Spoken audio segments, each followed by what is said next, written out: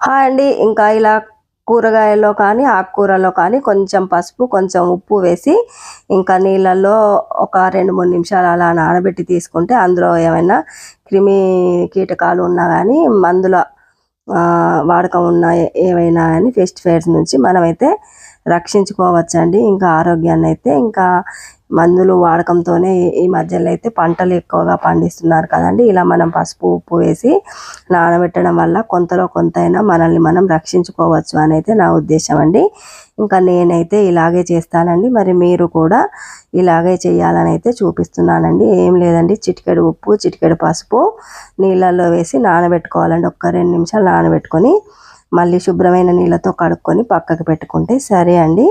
ఇంకా thank you friends. మా care of scene ఛానల్ని సబ్స్క్రైబ్ చేయండి, లైక్ చేయండి, షేర్ చేయండి. మరిన్ని వీడియోస్ కోసం వెయిట్ చేయండి. ఉంటానండి. ఇంకా ఇప్పుడు మందులు ఎక్కువగా కొడుతున్నారు కదండి, కూరగాయలకైనా ఆకుకూరలకైనా. ఇంకా వాటి నుంచి మనం రక్షించుకోవాలంటే ఇలా ఖచ్చితంగా చేయాల్సిందేనండి. మరి ఇంకా నేను ఇలాగే చేస్తాను. ఇంకా ఎవరైనా కొత్తగా తెలియని వారు ఉంటే కూడా తెలుసుకుంటారనే ఉద్దేశంతో అయితే చూపిస్తున్నానండి.